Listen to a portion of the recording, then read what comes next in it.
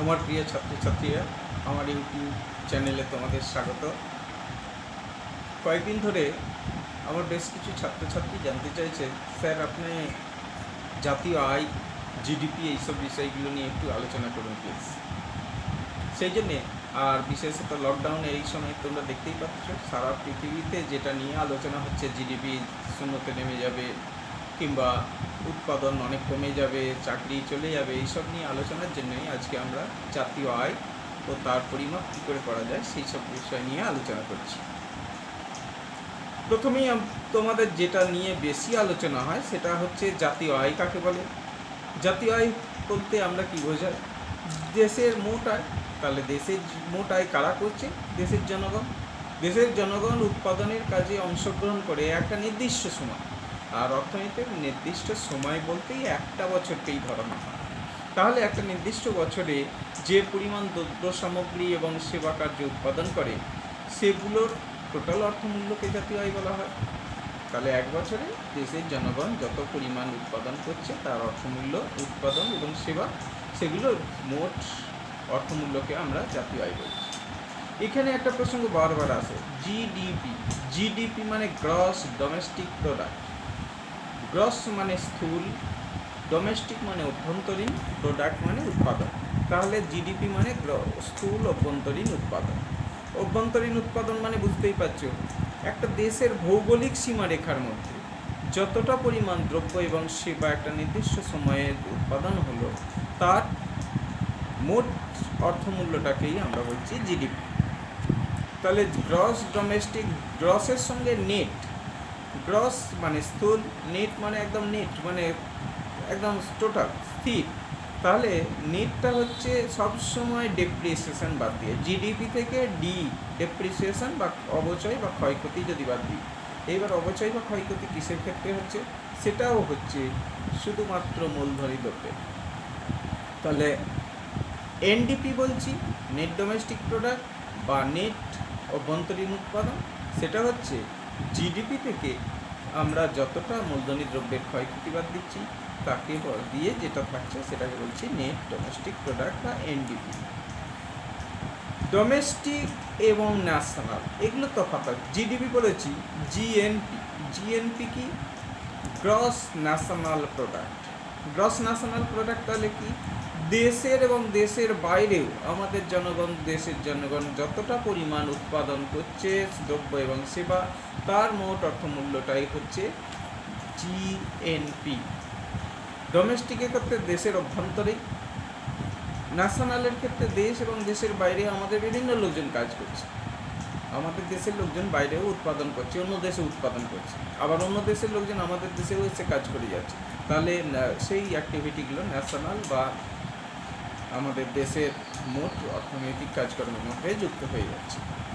এবার NNP, net national product, সেখানেও একই কথা, জিএনপি মাইনাস ডেপ্রিসিয়েশন বা অবচয়, সেটা হলে এনএনপি।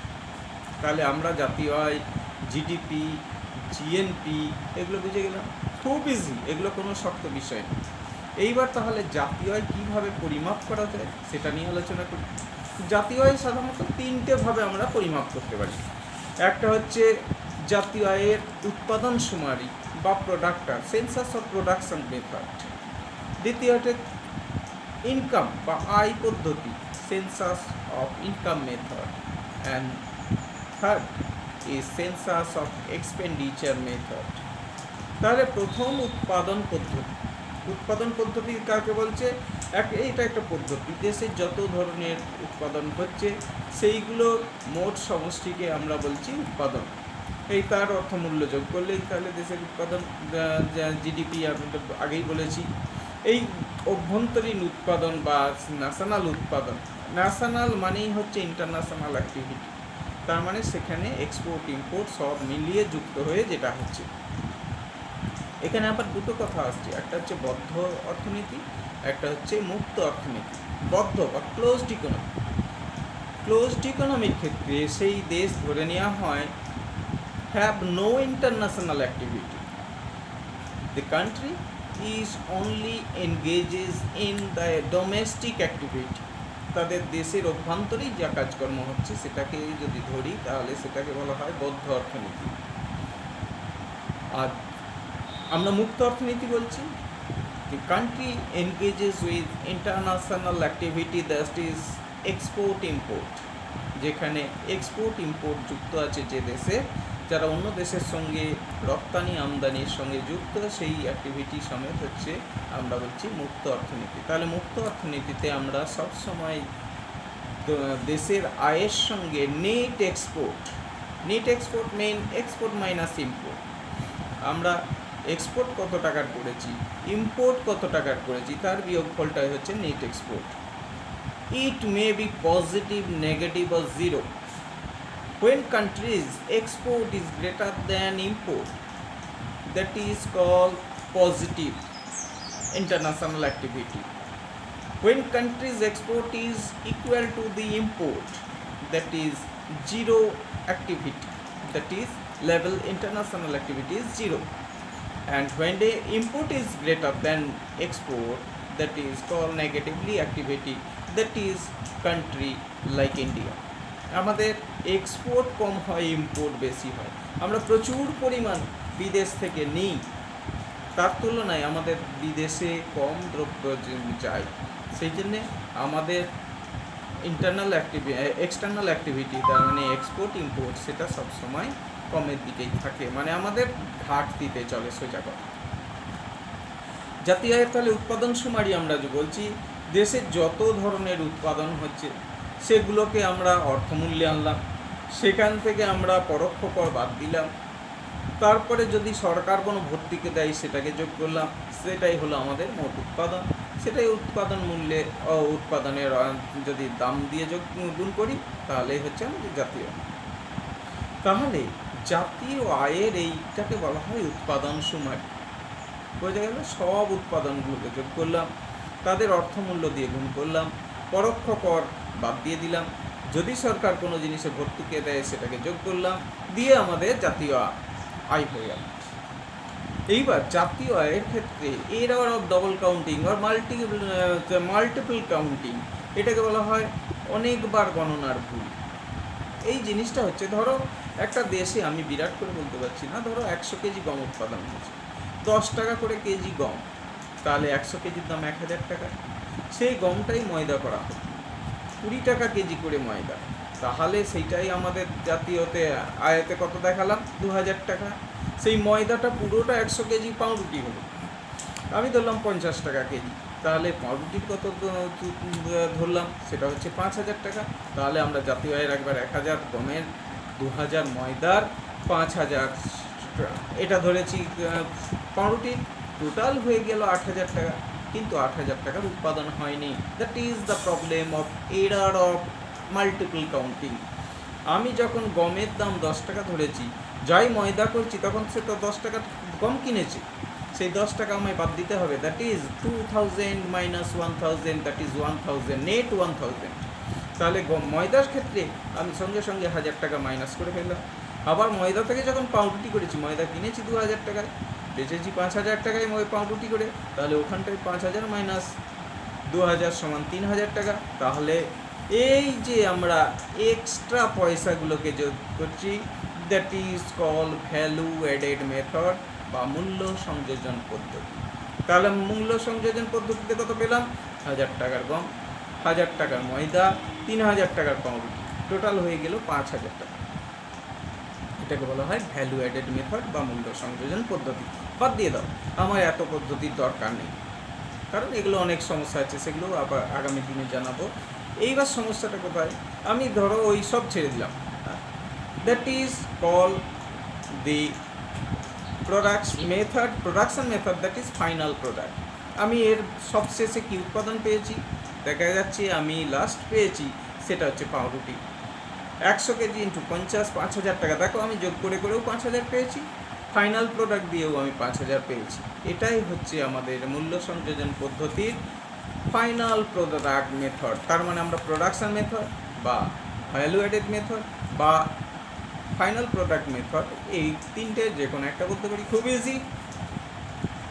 এই যে হলো, এগুলো আমরা হিসাবগুলো করছি, কিন্তু মূলধনের ক্ষয়ক্ষতি বাদ দিয়ে দেবো, প্রতিরক্ষা ক্ষেত্রে যেসব উৎপাদন হচ্ছে সেগুলো শুধু উৎপাদন মূল্যটাকেই ধরব, এই ধরে আমরা এই পদ্ধতি শেষ করলাম।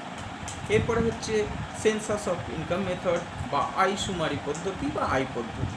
তাহলে আয় পদ্ধতিতে আমরা হিসেব করব কি, আমরা 4টে ক্ষেত্র আছে দেখব। Production have 4 factors of production. First land, labour, capital and organiser. তাহলে ল্যান্ড, আমাদের দেশের যত জমি, যত ল্যান্ড তার হচ্ছে খাজনা, যত লেবার, যত ধরনের অ্যাক্টিভিটি করছে তাদের হচ্ছে ওয়েজ বা মজুরি। 3 নম্বর, যত ধরনের ক্যাপিটাল বা মূলধন নিয়োগ আছে তার ইন্টারেস্ট, এবং যত ধরনের অর্গানাইজার যুক্ত আছে তাদের হচ্ছে গিয়ে টোটাল প্রফিট বা মুনাফা। আমরা এবার সবগুলো যোগ করলাম, দিয়ে তা থেকে আমরা ক্ষয়ক্ষতি বাদ দিয়ে দিলাম, দেয়ালেই আমরা পেয়ে গেলাম দেশের জাতীয় আয়। এটাকে বলা সেন্সাস অফ ইনকাম মেথড। এবার সেন্সাস অফ ইনকাম মেথডে আমরা কতগুলো জিনিস কিন্তু খেয়াল রাখতে হবে। ফার্স্ট হচ্ছে আমাদের ট্রান্সফার ইনকাম বা আমরা হস্তান্তর আয়, এইগুলোকে আমরা হিসেবের মধ্যে ধরবো না। হস্তান্তর আয় কি, যে আয়টা আমি না খেটে পেয়েছি, আমি বেকার ভাতা পাচ্ছি, পেনশন পাচ্ছি, কেউ কন্যাশ্রী পাচ্ছে, এই অর্থগুলো সে না খেটে পেয়েছে, এগুলোকে কিন্তু আমাদের জাতীয় আয়ের অ্যাকাউন্টের মধ্যে ঢোকানো হয়। ক্যাপিটাল গেন, মূলধনী লাভ বা হঠাৎ করে ফাটকা লাভ কোনো জিনিসে করেছি, সেগুলো কিন্তু এই হিসাবের মধ্যে আসবে না। বাড়ির, আমি যখন আমার ছেলেকে পড়াচ্ছি বা বাড়ির কেউ গৃহকর্ত্রী সে রান্নাবান্না করছে, এই অ্যাক্টিভিটিগুলো কিন্তু জাতীয় আয়ের মধ্যে হিসেবে আসছে জানি। কিন্তু কোনো অর্গানাইজার বা কোনো সংস্থার মালিক তার বাড়ি যখন কোনো সংগঠনের কাজে লাগছে, তার বাজার মূল্যে যে ভাড়া হওয়া উচিত সেটা এখানে ঢুকবে। সে যদি কারখানায় কোনো কাজ করে থাকে, সেই কারখানায় কাজের তার অনুযায়ী সে কত মজুরি পেতে পারে সেটাও কিন্তু জাতীয় আয়ের হিসেবের মধ্যে ঢুকবে। অবন্টিত মুনাফা যদি থাকে সেগুলো জাতীয় আয়ের মধ্যে ঢুকবে। যৌথ মূলধনী কারবারের এই জিনিসটা ঢুকবে। আর পরিসম্পদ বিক্রির আয় জাতীয় আয়ের মধ্যে অংশগ্রহণ করা হবে না। এই কথাগুলো বাদ দিলে বা ধরলে যেটা থাকছে সেটাই জাতীয় আয়ের সেন্সাস অফ ইনকাম মেথড। এরপরের লাস্টেরটা হচ্ছে ব্যয়শুমারি পদ্ধতি। আমরা ধরে নিচ্ছি জাতীয় আয়ের আমরা দুটো ক্ষেত্র আছে। আয়ের সমষ্টি, ব্যয়ের দিক থেকে যদি সমষ্টি ধরি তাহলে ব্যয়ের সমষ্টি বা সেন্সাস অফ এক্সপেন্ডিচার মেথড। আমরা ধরে নিচ্ছি জাতীয় আয়ের ক্ষেত্রে দুটো জিনিস হয়।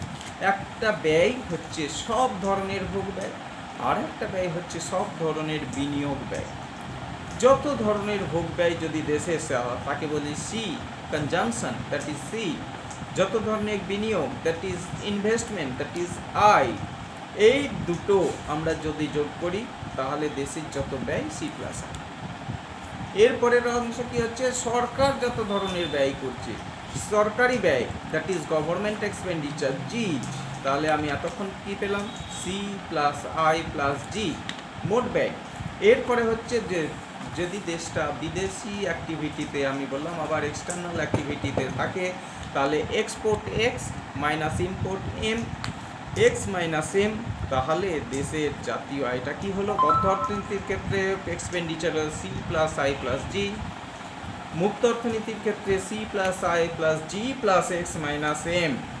এরপরে কি করব, তার থেকে এই মোট নেট এক্সপোর্ট এত দূর করলাম, তার থেকে মূলধনী ক্ষয়ক্ষতি ডেপ্রিসিয়েশন ডি বাদ দিলে যেটা হচ্ছে, তাহলে সেটাই হচ্ছে দেশের মোট ব্যয়, সেটাই হচ্ছে জাতীয় আয়। তাহলে আমরা এতক্ষণ জাতীয় আয় বিষয়ে ক্লিয়ার আলোচনা করলাম।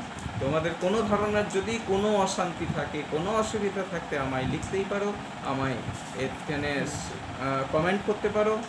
আর আবার বলছি, যারা সাবস্ক্রাইব করেছো তাদের তো আবার ধন্যবাদ দিচ্ছি। যারা এখনও সাবস্ক্রাইব করোনি প্লিজ সাবস্ক্রাইব করবে, সবাইকে শেয়ার করবে এবং লাইক করবে। ধন্যবাদ।